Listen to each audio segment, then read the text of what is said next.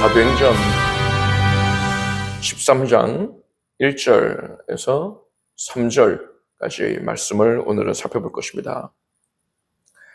헤롯 아그리파 1세가 교회를 심히 핍박하였습니다. 그리고 스스로 영광을 취하려다가 하나님의 심판을 받아서 비참한 최후를 맞이했습니다. 충이 먹어 죽었어요.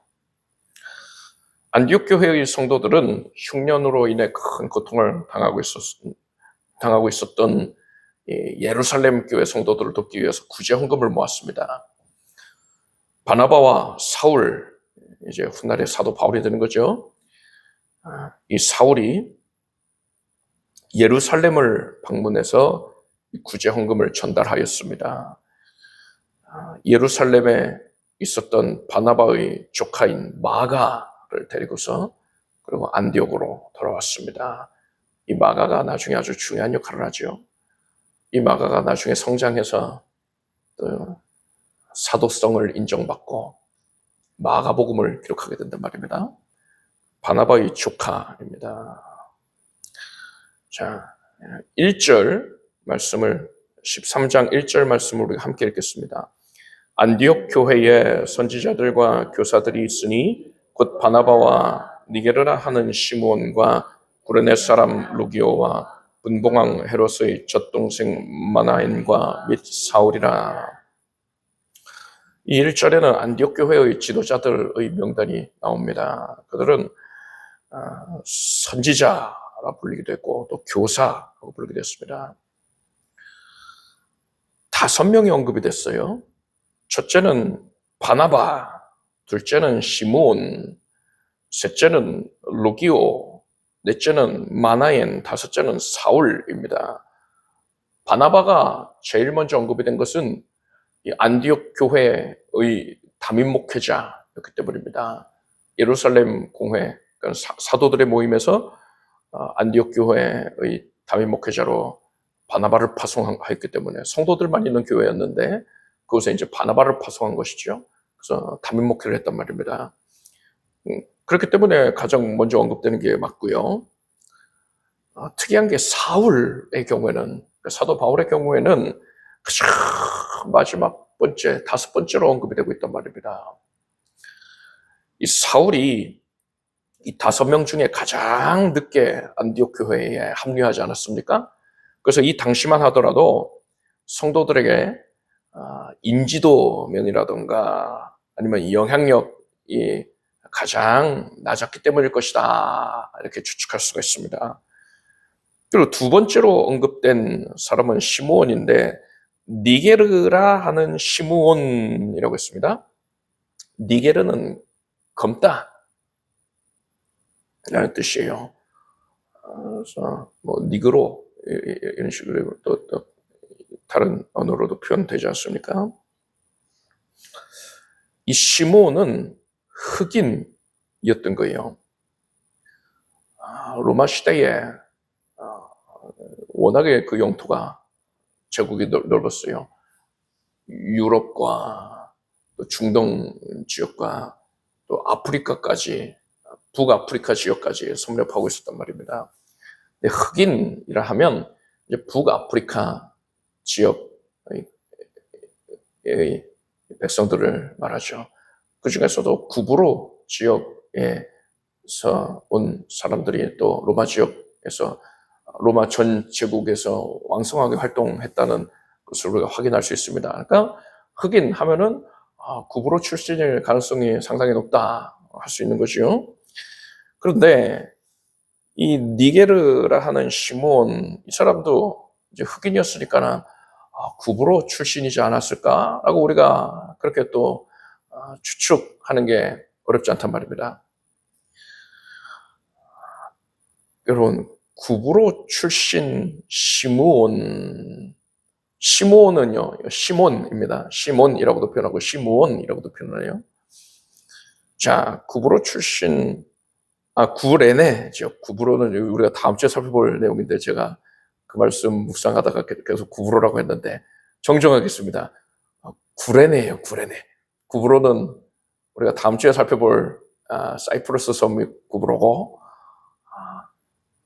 구레네입니다. 구레네는 북아프리카에서 애굽의 서쪽에 있는 오늘날의 리비아 지역인데, 이 당시에 이 구레네 출신들이 로마 제국에서 왕성하게 활동을 했던 것으로 보입니다. 그래서 이 흑인이었던 시몬도 구레네 출신이었을 가능성이 상당히 크단 말입니다. 자, 구레네 사람 시몬 하면은 여러분 생각나는 인물 있지 않습니까? 복음서에 보면은요, 예수님께서 십자가에 달리시던 날 채찍에 맞으셔서 피를 많이 쏟으셨고요. 그런 가운데에 이제 십자가를 짊어지고 예루살렘 시내를 지나서 골고다 언덕까지 올라가셔야 했단 말입니다. 근데 예수님은 채찍을 2차례 맞으셨어요. 게다가 그 전날 밤에 한숨도 못 주무시고 계속 여기저기 끌려다니면서 신문을 당하셨단 말입니다. 그래서 예수님이 기력이 남아있지 않아서 십자가를 지고 계속 쓰러집니다.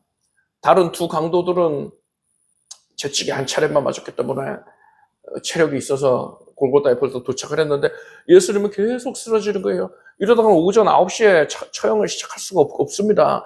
그래서 로마 군병들이 그 모습을 보다가 주변에 있는 군중들 중에 키 큰 사람을 불러냅니다. 너 이리 나와! 합니다. 키 크고 건장한 사내가 있었는데 그가 바로 구레네 출신 시몬입니다. 구레네에서 온 시몬이에요. 네가 이 십자가를 대신 져라! 이러는 겁니다. 그래서 그 사람이 졸지에 봉변당한 것이요. 그래서 예수님의 십자가 아래 들어가서 그 피떡이 져 있는 그 십자가를 짊어지고 예수님과 함께 십자가를 짊어지고서는 골고다 언덕까지 올라간단 말입니다. 그런데요, 만약에 그러니까 성경은 이 사람에 대해서 이 구레네 사람 시몬이다라고 표현한 게 아니고요. 그에 대한 기록을 보니까 마가복음 15장 21절에 마침 알렉산더와 루포의 아비인 구레네 사람 시몬이 시골로서 와서 지나가는데 저희가 그를 억지로 같이 가게 하여 예수의 십자가를 지우고 라고 했습니다. 단지 구레네 시몬이라고만 한 게 아니라 알렉산더와 루포의 아비인 구레네 사람 시몬이라고 했습니다. 아니 누구의 아버지인 게 뭐가 중요해요? 그런데 중요했던 거예요. 왜요? 이 당시에, 이 성경이 기록될 당시에, 마가복음 기록될 당시에 성도들에게 있어서는 알렉산더 루포라는 이름이 너무 익숙한 거예요. 알렉산더 루포는 교회의 중추적인 인물들이었던 겁니다. 지도자들이었던 거예요. 마가복음이 기록될 당시에 그랬다는 겁니다. 지금 마가는 어린 소년에 불과해요. 그래서 이제 마가가 바나바의 조카인 마가가 예루살렘에 있다가 안디옥으로 왔다. 아직까지는 앳된 소년입니다. 그런데 마가가 이렇게 나중에 사도성을 인정받고 마가복음을 기록할 당시에는 알렉산더 루포가 누구에게나 교인들 누구에게나 인정받는 그런 걸출한 신앙의 위인이 되어 있었다는 거예요. 자, 어떻게 그런 일이 있을 수 있을까요? 시몬이, 구레네 시몬이 예수님을 보았죠. 그리고 예수님이 처형당하시는 장면 보았고, 그러면서 시몬은 깨달았던 겁니다. 이분이 정녕 성경에 예언되어 있는 메시아시다. 그래서 그 사실을 집에 돌아가서 전했던 거예요. 자식들에게 전한 겁니다. 그래서 알렉산더와 루포가 참으로 신실한 믿음의 일꾼으로 성장을 하게 되었다는 거지요. 그뿐 아닙니다. 바울이 로마서 16장 13절에서 이렇게 말합니다. 주 안에서 택하심을 입은 루포와 그 어머니에게 문안하라. 그 어머니는 곧 내 어머니니라 했습니다. 루포와 그의 어머니에게 문안하라 했어요. 그 어머니는 내 어머니다. 진짜 친어머니다가 아니라 내가 어머니로 모시고 있는 여인, 성도님이다. 이 루포의 어머니, 그러니까 시몬의 아내잖아요. 그녀가 사도 바울의 사역을 적극적으로 힘써서 지원했던 겁니다. 수고했던 겁니다. 그래서 바울이 내 어머니라고 여길 만큼 그렇게 믿음의 여인이었던 거예요. 시몬의 그 일가족이 다 이렇듯 교회 내에서 아주 정금 같은 일꾼들로 다 세워지게 되었던 것입니다. 시몬, 만약에 오늘 본문에 나오는 니게르라 하는 시몬, 이 사람이 구레네 시몬이라면은 그 본인까지도 이 안디옥 교회의 일꾼으로 쓰임을 받았다라고 할 수가 있는 것이죠. 여러분, 하나님께서 이 시몬이 예수님을 위해서 수고한 것, 헌신한 것, 그것을 절대로 잊지 아니하셨어요. 그래서 그의 가정에 신령한 복을 풍성하게 내려주셨던 것입니다.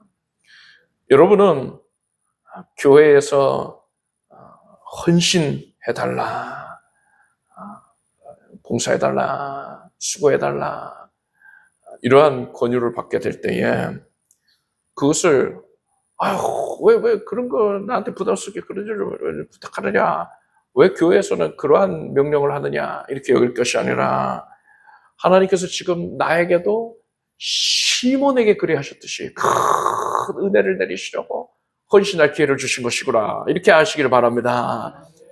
그 시몬이 구레네에서 온 시몬이 처음에 지목을 당해가지고서 십자가 같이 져 하니까 너무 싫었을 거예요. 그날은 6월절이 이제 시작되는 날이니까 가장 아름다운 옷을 빼어 입고 있었을 텐데 그 옷이 다 지저분해지게 생겼잖아요. 그 십자가 밑에 들어가가지고 피떡진 그 십자가를 집어주고서 옷이 다 해진단 말입니다. 끔찍해요. 옆에 그 사형수는 얼굴이 피부먹이 돼서 알아보지도 못할 정도예요. 너무 소름 돋습니다. 그런데도 불구하고 결국에 십자가를 집어주고 고고동도까지 올랐더니 그리고 예수님에 대한 헌신으로 인정을 받게 되어서 이렇듯 큰 은혜를 누리게 되지 않았습니까? 여러분, 주를 위해 수고할 기회를 주시는 것을 여러분 감사히 여기기를 바랍니다. 기쁘게 여기기를 바랍니다. 그래서 즐거운 마음으로 자원하는 심령으로 주께 충성함으로써 이 구레네 사람 시몬이 누렸던 것 같은 크나큰 신령한 은총을 온 가족들이 누리게 하기를 바랍니다. 자, 세 번째로 언급된 자는 루기오입니다. 이 사람 역시 구레네 사람이었어요. 그렇지만 이 사람에 대한 기록은 성경에서 찾아볼 수가 더 이상 알 수가 없죠. 또 네 번째로는 마나엔이 언급이 됐습니다. 마나엔은 분봉왕 헤롯의 젖동생이었다라고 했습니다.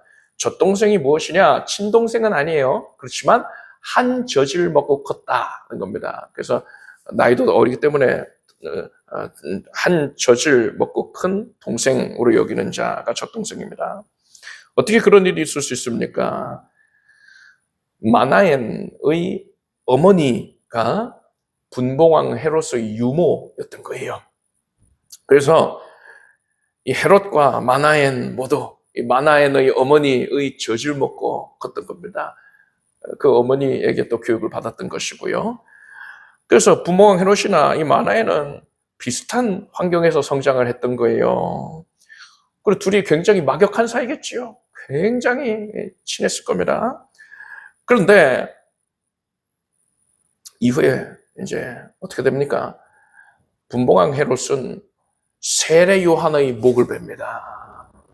그리고 예수님을 신문했어요. 또 예수님을 조롱하기도 했습니다. 반면에 마나엔은 어떤 모습을 보이는 겁니까? 부활하신 예수님을 구세주로 영접하고 안디옥 교회의 지도자로 쓰임을 받고 있단 말입니다. 이것을 통해서 우리는 사람이 살아온 환경, 처해 있는 환경, 그것이 그의 구원을 결정하는 게 아니다라는 사실을 분명히 알 수 있어요. 세상 사람들은요, 금수저, 흙수저, 이런 말들을 자주 합니다. 무슨 뜻입니까? 좋은 환경에서 태어난 사람은 형통하고 가진 것 없이 열악한 환경에서 태어난 사람은 아무리 노력해도 그 열악한 환경을 벗어나기가 힘들다는 이러한 사실을 자주 섞인 그런 탄식을 하면서 한탄하는 그런 표현이 바로 금수저, 흙수저이지 않습니까? 세상 사람들, 대부분의 사람들이 이 말에 동의를 한단 말이에요. 그래, 넌 금수저니까 좋겠다. 난 흙수저야. 난 해도 안 돼. 이런 의미죠. 그런데 여러분, 이것은요, 하나님의 섭리를 제외한다면 맞는 말이 될 수 있을지 몰라도 하나님의 섭리가 그러니까 적용이 되면서 이 말은 틀린 말이 되는 겁니다. 여러분, 사람에게 있어서 가장 중요한 게 뭡니까? 영혼의 구원이에요. 그런데 사람의 영혼이 구원받는 것은 그 사람이 처하여 있는 환경적인 요인과는 전혀 관계가 없습니다. 사람의 구원은 오직 하나님의 주권적인 선택에 의해서 이루어지는 것입니다. 하나님께서 세상을 열기 전부터, 천지를 창조하시기 전부터, 우리가 존재하기도 전이었죠. 그 만세 전에 우리를 아시고 구원하기로 택하셨단 말이에요. 이러한 택함을 입은 자는 때가 되면, 이제 구원 얻을 때죠. 때가 되면 예수 그리스도를 구세주로 영접하게 됩니다. 복음을 듣고는 그 복음을 진리로 믿고 여기 그것을 따르게 되는 거예요. 그래서 그의 영혼은 주 안에서 생명을 얻어서 거듭나고 강건하게 되는 것이고요. 이 땅에서는 영혼이 잘된 같이 범사가 잘되고 강되는 복을 하나님께서 허락해 주신단 말입니다. 그가 어떤 상황에 처했는지는 중요치가 않아요. 그가 열악한 상황, 지극히 열악한 상황, 소위 흙수저 그런 상황에 처해 있었다 하더라도 그것과 상관없이 하나님께서 그의 영혼을 잘되게 하신 같이 영혼이 잘되게 하신 범사가 잘되고 강되는 복을 기꺼이 전격적으로 얼마든지 베풀어 주시단 말입니다. 환경을 초월하게 되는 거예요. 자, 반대로 참으로 부유하고 권세가 있는 그런 소위 세속적으로 좋은 환경에서 태어난 사람이라 하더라도 그 사람이 하나님께 택함을 받지 못했다면요, 구원으로 택함 받지 못했다면 분봉왕 헤롯이 그랬듯이 그는 예수님을 끝까지 대적하면서 사는 겁니다. 복음을 회방하면서 복음 전하는 사람들을 조롱하면서 교회를 방해하면서 그렇게 사는 거예요. 그래서 결국 심판받아 망하여 지옥에 갈 수밖에 없는 겁니다. 영원한 고통, 불 가운데 의해서 극렬한 고통을 겪을 수밖에 없는 거예요. 이 세상에서는 아주 잠깐 동안 그가 금수저라서 세상 사람들이 그런 눈으로 볼 때는 잠시 동안 세상 사는 동안에는 형통을 누리는 것처럼 보일지 몰라도 영원한 시간 동안 그런 극렬한 고통 가운데에 멸망의 고통, 심판을 당하게 되는 것입니다. 여러분은 예수 그리스도를 구세주로 믿고 섬기고 있습니다. 이것은 예수님께서 이 세상을 열기 전부터 여러분을 아시고 긍휼히 여기셔서 사랑하셔서 구원하기로 선택하셨기 때문인 것입니다. 우리가 선택받은 데에는 우리의 공로가 아무것도 없어요. 우리가 아직 죄인 되었을 때에 우리를 사랑하셨다 했단 말입니다.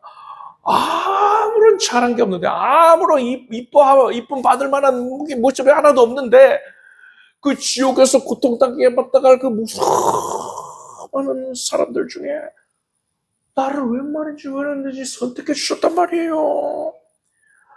그리고 오늘날 우리가 이 믿음을 고백할 수 있다는 것은 지금도 예수께서 우리와 함께 하셔서 성령으로 함께 하셔서 이 믿음을 지켜주고 계시는 것입니다. 끝날까지 지켜주실 것입니다.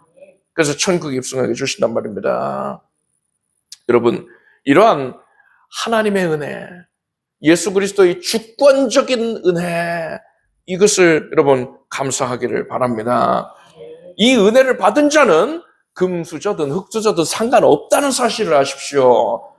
하나님께서는 여러분의 영혼을 잘되게 해주셨습니다. 그리고 기꺼이 영혼이 잘 되같이 범사가 잘 되고 함께 하여 주실 것입니다. 이것이 성령님의 뜻이에요.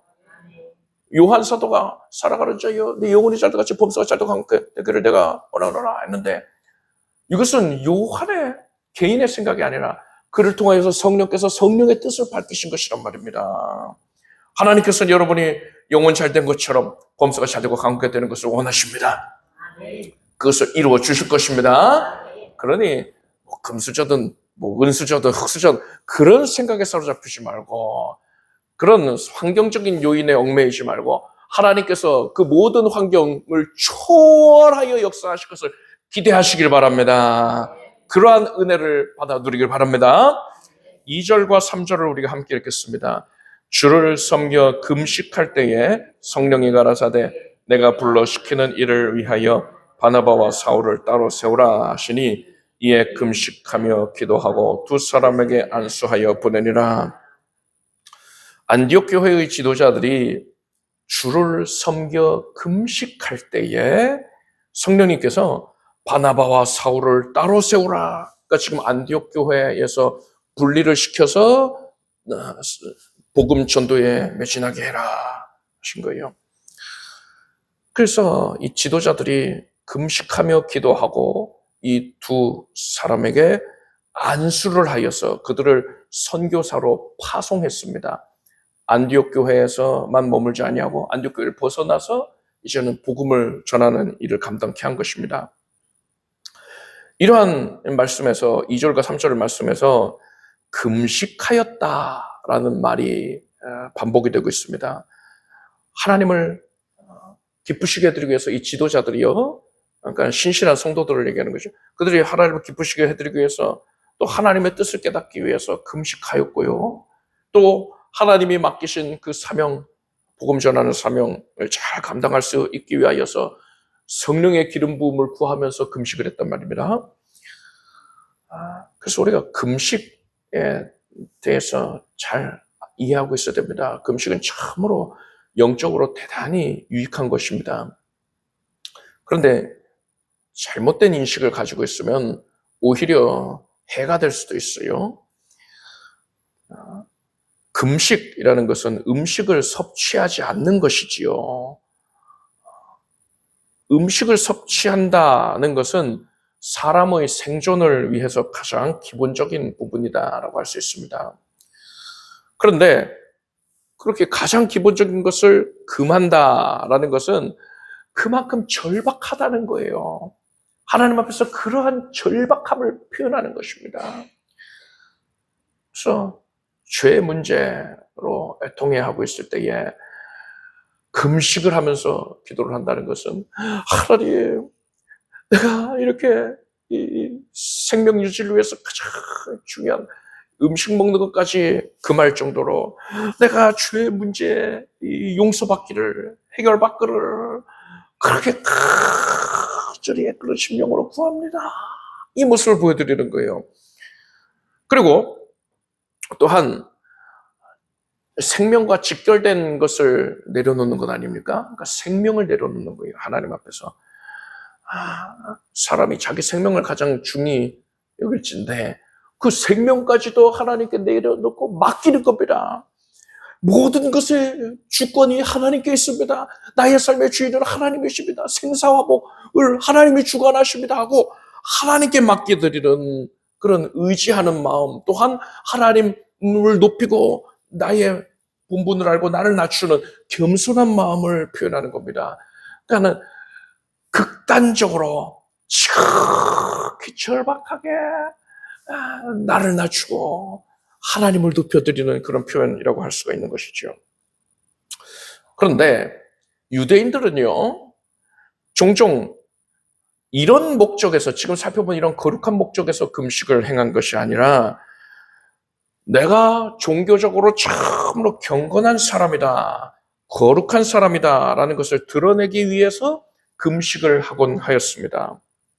이들은 금식을 하면서 자기들처럼 금식하지 않는 사람을 정죄했어요.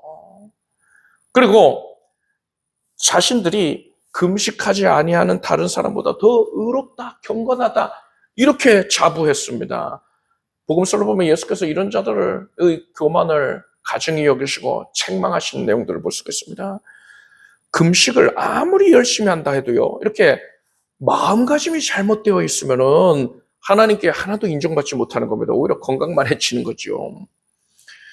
우리가 금식할 때에 이런 모습을 보이진 아니었는가를 돌아봐야 됩니다. 예수께서는 너는 금식할 때에 머리에 기름을 바르고 얼굴을 씻으라. 이는 금식하는 자로 사람에게 보이지 않고 오직 은밀한 중에 계신 네 아버지께 보이게 하려 함이라. 은밀한 중에 보시는 내 아버지께서 갚으시리라 하셨습니다. 금식은 오직 하나님께 보이기 위해 하는 겁니다. 사람에게 보이려고 하면 안 돼요. 오히려 금식을 할 때에는 다른 사람들로 하여금 내가 금식하는지 모르게 하는 게 맞다는 겁니다. 그래서 어떤 분이 나는 40일 금식 기도를 몇 차례를 했어요. 이런 식으로 자랑을 하는 걸 봤습니다. 여러분, 그런 내용 얘기하는 사람들 보면은요, 신앙의 그 성숙함이 미치지 못하는구나, 라고 이해를 하면 됩니다. 내가 성경을 몇 번을 읽었다, 내가 금식기도 몇 번을 했다, 이런 식으로 그런 걸 자기 공로로 생각하는 이들은 신앙에 있어서 그렇게 성숙하지가 못한 거예요. 건강하지가 못한 겁니다. 사람들이 그 말을 듣고서 신령한 분이구나, 금식기도를 그렇게 오래 했다니, 대단한 분이구나, 저분한테는 하나님의 영이 서려 있지 않을까, 이런 생각하는데요. 그게 안 됩니다. 오히려 반대예요. 그런 자랑을 하는 사람들은요, 지금 사람에게 드러내고 있는 거잖아요. 하나님께서 오히려 그 부분을 안타깝게 여기시고 심지어는 또 가증히 여기실 수 있다는 걸 우리는 알아야 됩니다. 그런 분 대할 때는 우리는 저분이 저렇게 금식한 걸 자랑하고 있으니까 안 됐다, 헛고생하셨구나, 괜히 건강이나 상하지 않았는가 걱정이 든다. 그래서 그 부분을 염려해 줘야 되는 것이지, 전혀 부러워하거나 흠모할 필요가 없는 겁니다. 사람에게 인정받으려고 내가 금식 며칠 했어 하고 인정받으려고 드러내는 순간 내가 했던 모든 금식이 다 가짜였다, 이 사실을 드러내는 거예요. 쓸데없이 고생한 겁니다. 여러분은 금식할 때에 오직 하나님만을 주목하고 오직 하나님께만 인정받는 것을 최우선 목표로 삼기를 바랍니다. 마음을 다해서 하나님 앞에서 죄 문제에 대하여 애통히 여기고 또 나의 모든 주권을 오직 하나님께만 내어드리고자 하는 그런 겸손한 마음으로 여러분 금식을 하기를 바랍니다. 안디옥 교회가 지도자들의 헌신으로 인해서 성도들의 신앙이 성장하게 되었고, 또 우리가 앞에서 살펴보기를 성도들이 비로소 그리스도인이라 칭함을 받게 된 그런 모습을 봤습니다. 안디옥 교회는 이렇게 이제 내실을 갖추게 된 거예요. 처음에는 성도들, 평신도로 인하여서만 교회가 구성이 돼서 여러 가지 위협 요소들도 있고 문제들이 많았는데 이제 비로소 내실 있게 성장하는 모습을 갖추게 된 겁니다. 그러자 성령께서 내가 불러 시키는 일을 위하여 바나바와 사울을 따로 세우라 하신 겁니다. 교회가 내실을 기하게 되니까 성령님께서는 뭐라고 하신 겁니까? 이제 번듯한 건물을 지어라, 큰 건물을 지어라, 이러신 게 아니라 성령님께서는 선교를 명하셨단 말입니다. 이것은 교회의 제일의 사명이 선교에 있다라는 것을 뜻하는 겁니다. 사도행전 1장 8절을 보면 예수께서 이렇게 말씀하십니다. 오직 성령이 너희에게 임하시면 너희가 권능을 받고 예루살렘과 온 유대와 사마리아 땅끝까지 이르러 내 증인이 되리라 하셨습니다. 성령이 임하시면, 그러니까 교회가 비로소 시작이 되면, 하나님이 교회를 이루시면 예루살렘과 온 유대와 사마리아 땅끝까지 이르러 복음을 전하게 된다. 왜요?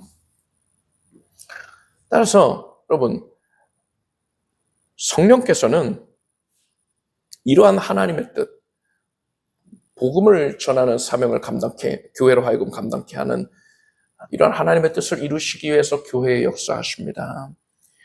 그래서 만약에 선교에 관심이 없는 그런 교회가 있다면 그 교회는 아직 내실을 갖추지 못했을 가능성이 있지요. 이제 막 교회가 시작이 되었거나 아니면 교회에 막 큰 풍파가 있었거나 뭐 여러 가지 어려움들이 있는 상황일 수가 있고요. 그게 아니라면은 그런데도 그것이 아니라 교회가 내실은 갖추었는데 선교에 전혀 관심이 없다 한다면 이 교회는 성령님의 인도하심에 불순종하고 있다라고 볼 수밖에 없는 겁니다. 자, 그렇다면요, 선교가 뭡니까? 근본적인 질문에 대한 답을 갖고 있어야겠지요. 선교가 뭡니까? 배 타고 비행기 타고 멀리 나가서 그곳에서 복음 전하는 것, 이게 선교입니까? 물론 이것도 선교지요. 그런데 이게 다가 아니에요. 여러분, 예수께서 뭐라고 하셨어요? 예루살렘이 보니까 지금 제자들이 있는 그곳이에요. 예루살렘과 온 유대와 사마리아 땅끝까지, 온 유대와 사마리아 땅끝까지, 땅끝만 얘기하신 게 아니라 예루살렘도 포함이 된단 말이에요. 그러니까 어디나 선교의 대상인 겁니다. 내가 지금 있는 그 자리와 더불어서 먼 데까지도 다 포함이 되는 거예요. 먼 데만 중요한 게 아니라 내가 있는 이곳, 내 주변도 선교의 대상이라는 겁니다. 사도 바울은 이방인의 사도로 부름을 받았습니다. 그래서 이방인을 대상으로 사역하는 것, 그것이 그의 미션이었어요. 그런데 바울은요, 이방인에게만 복음을 전한 게 아닙니다. 바울이 유대인의 구원을 위해서 크게 힘쓰고 애씁니다. 로마서 9장 3절을 보니까 나의 형제 곧 고륙의 친척을 위하여 내 자신이 저주를 받아 그리스도에게서 끊어질지라도 원하는 바로라 했습니다. 바울은요, 분명히 이방인의 사도로 세움을 받았는데도 불구하고 동족 유대인들의 구원을 위해서 심지어 자기가 구원에서 끊어질지라도 내가 그것을 기쁘게 여기겠다. 유대인들이 구원받을 수만 있다면 그렇게 여겼던 거예요. 그렇게 간절한 마음으로 유대인들에게 복음을 전한 말입니다. 선교 가면은 선교여행 이제 우리가 살펴볼 것이지만 이 바울의 선교여행을 보면은요, 가장 먼저 어디 갑니까? 회당을 가요. 유대인들이 모여있는 회당을 간단 말입니다. 그곳에서 복음을 전해요. 그리고 또 그 자리에 있었던 이방인들 중심으로 하여서 이방인의 사도니까 이방인들에게 직접적으로 영향을 미치게 되거든요. 그래서 이제 복음의 문이 열리고 교회가 세워지고 그렇게 된단 말입니다. 바울은 항상 유대인을 대상으로 하는 복음 전도 활동에 큰 열심을 내었어요. 이렇듯 바울이 이방인의 사도로 세움을 받았는데도 불구하고 이방인에게만 전한 게 아니라 복음을 전하고 그 이방인 선교에만 관심을 가진 게 아니라 유대인을 위해서 그들의 구원을 위해서 크게 힘쓰고 애썼던 것을 우리는 본받아야 됩니다. 선교의 대상, 그러니까 우리의 선교의 시야는요, 먼 데만 바라볼 게 아니라 가까운 데도 바라봐야 되는 겁니다. 그리고 가까운 데만 바라보면 안 되고요, 먼 데도 바라봐야 되는 거예요. 예루살렘과 온 유대와 사마리아 땅끝까지 평안하게 다 우리가 선교의 대상으로 여겨야 되는 것입니다. 그런데 성도님들 중에 간혹 먼 데서 복음 전하는 것만 가치를 부여하는 분들도 있지요. 먼데 선교하는 그런 내용들에 대해서는, 그런 선교 사역에 대해서는 열심히 후원도 하고 하는데 가까이에 선교하는 것에는 관심이 없는 경우들이 있습니다. 그런데 성경은 이렇게 말씀합니다. 디모데전서 5장 8절 보니까 누구든지 자기 친족, 특히 자기 가족을 돌아보지 않으면 믿음을 배반하는 자여 불신자보다 더 악한 자니라 했습니다. 우리의 가족들과 가까운 이들, 그들이 구원받지 못한 상태라면 우리는 그들을 선교의 대상으로 여기고, 우리가 먼 데에 있는 자들을 구원하기 위하여서, 그들에게 복음 전하기 위해서 힘쓰고 애쓰고 노력하지 않겠습니까? 크게 애쓰겠죠. 근데 그러한 열정을, 그러한 노력을 가까운 이들을 위해서도 얼마든지 동일하게 적극적으로 투입을 해야만 한다는 거예요. 동일하게 애써야 된다는 겁니다. 누가 귀하고 누가 덜 귀하고 이렇게 여겨서는 안 된다는 겁니다. 여러분, 우리 교회는요, 일본 선교에 애쓰고 있죠. 올해부터는 일본 선교를 위한 또 선교비 후원도 더 늘릴 것이고요. 그리고 또 선교사님도 또 그렇게 우리 교회 성도님들이 또 적극적으로 더 참여할 수 있도록 그렇게 길이 열리면 좋겠다 청하셔서 이제 우리 교회가 이제 내실 있게 성장해 가는 그런 것에 발맞추어서 또 구체적인 계획들도 또 실행에 옮기려고 생각하고 있습니다. 여러분이 우리 교회, 우리 목양제일교회의 일원으로서 함께 기도하고 또 함께 예배하고 하나님께 시간을 드리고 몸을 드리고 물질을 드리고 있지 않습니까? 이렇게 여러분이 우리 교회 공동체 일원으로서 함께 하는 이 모습, 이것으로 인하여서 여러분은 이미 해외 선교에 구체적으로는 또 복음의 불모지를 할 수 있는 일본 선교에 이바지하고 있다는 사실 여러분 아시길 바랍니다. 그런데 우리가 이미 앞에서 살펴봤듯이 선교의 시야가 균형을 가져야 된다고 했습니다. 다른 나라 거기만 집중하고 할 것이 아니라 우리는요 이미 교회적으로 그렇게 교회 일원이 되어서 해외 선교에 이바지하고 있으니까는 거기에만 이제 만족할 것이 아니라 우리 성도들의 공통적인 연약한 부분을 이제 공략을 해야 돼요. 그게 뭡니까? 가까운 데를 선교를 하지 못하고 있습니다. 내가 살고 있는 삶의 영역에서, 그러니까는 제자들로 치면 예루살렘이 되는 것이죠. 예루살렘과 온유대, 그것을 선교하지 못하고 있어요. 삶의 그 지경 내에서 전도가 이루어지지 못하고 있습니다. 그래서 각별히 바라기는 올 한 해 동안에 우리가 말씀에 의지해서 그물을 내림으로써 이렇게 우리 삶의 지경 내에서 전도가 이루어질 수 있기를 바랍니다. 전도팀이 우리 전도사님 중심으로 해서 구성이 되었고 팀장분들도 세워지고 하지 않습니까? 또 감사하게도 또 전도용품까지도 또 헌신을 해주셔가지고 잘 구비가 되어 있고 전도지도 있고 하단 말이지요. 그래서 지난주부터였나요? 전도팀의 전도 활동이 이제 본격적으로 시작이 됐는데 여러분 전도사님 말씀이 날 풀리길 기다렸다가 하는 건 너무 늦을 것 같아요. 그래서 날씨 추운데도 나가서 전도하고 전도의 시작이 있어야지 성도님들 함께 할 수 있으니까는 추운 날씨인데도 마다 않고 나가서 전도를 하겠다 하셨단 말이지요. 여러분 이것을 여러분이 아시고서 이제 여러분들도 적극적으로 동참하시길 바랍니다.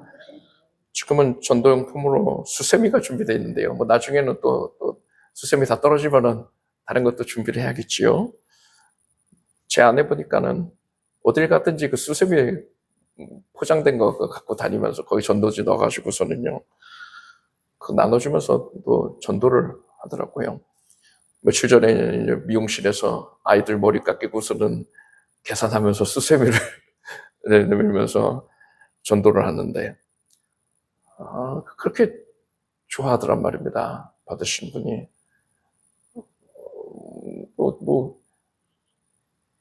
거저 주니까. 이렇게 전대공포 받으면은 대부분 분들이 좋아해요. 또 자동차 검사 받고 나서도 또 수세미를 드리면서 이렇게 전도하고 하는데, 받는 분들 중에 어떻게 나한테 이런 걸 줄 수가 있어 하면서 화내는 분들 없습니다. 대개가 기쁘게 받아요. 또 여러분, 만약에 상대방이 뭐 기쁘게 받지를 않고 혹 나에게 험한 말을 한다면요, 뭐 그렇게 험하게 대한다면 그것 역시 뭐 어떻습니까? 그것은 그거대로 은혜예요. 내가 예수님을 위해서 핍박을 당하고 욕을 보게 된 거잖아요. 그러니 예수님께서 그 모습을 지켜보시면서 얼마나 나를 안쓰럽게 여기시겠습니까? 얼마나 나를 귀하게 여기시겠습니까? 각별히 하나님의 긍휼을 힘입을 기회가 온 거예요. 그러니 더 큰 은혜를 할 수 있는 겁니다. 지금 이 설교 시간에 성령님께서 우리 각자에게 말씀하고 계십니다. 안디옥 교회의 성령께서 말씀하신 것처럼, 선교를 명하셨던 것처럼 지금 성령께서는 동일하게 우리에게 선교를 명하고 계시단 말입니다. 이제 여러분은 그 명령에 순종하십시오. 나와 상관없는 일이야 할 것이 아니라 아멘 하고서 이제 여러분 전도팀 활동에 임하시길 바랍니다. 교회를 통해서 해외 선교에 임하고 있으니까 거기만 만족할 게 아니라 전도팀을 통해서 내 주변에 예루살렘과 유다 이 지역에 복음을 전하는 데 열심을 내어야 합니다. 또 전도팀과 함께하지 않는 그런 시간에는 여러분 일상생활 가운데에서 그렇게 전도할 수 있도록 수세미 받아가세요. 전도지도 받아가세요. 그래서 여러분이 그것을 여러분 주위 분들에게, 그리고 여러분이 만나는 분들에게 나누어 주면서 복음을 전하십시오. 예수 믿으면 구원받는다는 그 도 진리를 전하길 바랍니다. 이렇게 여러분은 우리 교회를 통하여서 해외 선교에 이바지하고 또 가까운 이들에게 전도하기를 힘쓰길 바랍니다. 하나님께서 여러분의 이러한 모습을 기쁘게 여기시고 사도행전에 기록되어 있는 그 온갖 기적의 역사를 여러분의 삶 가운데도 내려주시기를 기도합니다. 기도하겠습니다. 하나님, 예수 그리스도께서 우리에게 명령하신 바대로 선교 사역에 임하자는 우리 교회요, 우리 온 성도들이 되게 하여 주시옵소서. 선교 사역에 크게 열심 내어서 온 유대와 사마리아 땅끝까지 이르러서 복음을 전하게 하여 주시옵소서. 예수님께 참으로 잘했다고 칭찬받게 해주시옵소서. 예수님의 이름으로 기도드립니다. 모두 자리에서 일어나십시오. 가슴에 손 얹고 아픈 곳에 손 얹고 기도하겠습니다. 하나님, 기대하는 마음으로 믿음의 문을 넓게 열고서 기도합니다. 예수 그리스도께서 주의 일에 헌신된 자, 주님을 기쁘시게 해드리는 자를 아름답게 여기시고 긍휼히 여기시고 지금 은혜를 베풀어 주셨습니다. 주의 자녀들은 성령의 감동 안에 거할 것이고 성령의 손길에 힘입어서 지금 심령은 고침받고 근심, 염려, 걱정 다 떠나갈 것이고 불면증도 사라질지어다. 이제 연약한 육신은 새로워져라. 강건해질지어다. 하나님께서 맡겨주신 선교의 사명을 감당하는데 어림이 없도록 하나님께서 영육 간의 강건함을 주십니다. 모든 질병이 떠나갈지어다. 몸속 깊이 들러붙어 있었던, 박혀 있었던 암세포가 지금 소멸이 될지어다.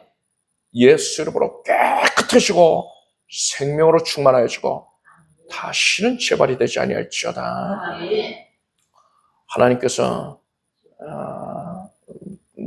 잦은 통증, 만성적인 통증도 고쳐주시옵소서. 두통이 사라져라. 그 근본적인 문제까지도 다 해소가 될지어다. 하나님 은혜로 시신경이 온전히 회복이 되게 해주시고 뇌 신경이 세포가 정상이 되게 해주시옵고 목 관절과 어깨와 손목과 발목 예수 그리스도의 은혜로 지금 허리가 고쳐지게 해주시옵고 골반이 정상이 되게 해주시옵고 무릎이, 발목이, 발가락이 예수 이름으로 모든 신경 조직이 다 온전케 하시옵소서. 모든 장기들이 지금 샘을 얻을지어다. 하나님께서 평온케 해주셨습니다. 이제 모든 통증은 사라질지어다. 깨끗이 예수 이름으로 깨끗이 고침을 받았느니라. 하나님께서 우리 삶을 넉넉케 하시고 신령한 것으로 기름진 것으로 넘쳐나게 해주시옵소서. 주의 맡기신 선교 사명을 감당하는 데 합당하도록, 헌신하게 합당하도록 주께서 폭포사 같은 은혜를 내려주시옵소서. 우리가 간증함으로써 다가가길 원합니다. 감사의 제목, 큰 기적의 응답의 역사를 가지고서 뭇 사람들을 만나고 그들에게 증거할 수 있게 해주시옵소서. 간증할 제목에 차고 넘치게 쏟아질지어다. 하나님께서 온 가족을 예수 잘 믿게 하여 주실 것이고 부욕케 하여 주시고 닫혀있던 분들을 다 열어주시나이다. 기쁨과 감사하고 영광 올릴 제목을 충만케 해주시나이다. 이것을 믿음으로 받아들일지어다. 예수님의 이름으로 기도드립나이다. 믿음대로 될지어다. 박수 한번 올리겠습니다. 자리에 앉으십시오. 준비하신 예물을 정성된 마음으로 드리겠습니다. 드리신 예물 위해 기도하겠습니다. 성령 하나님의 감동하심으로, 이끄심으로 작정된 마음으로 하나님께 예물을 올렸습니다. 하나님만을 기쁘시게 해드리기 원합니다.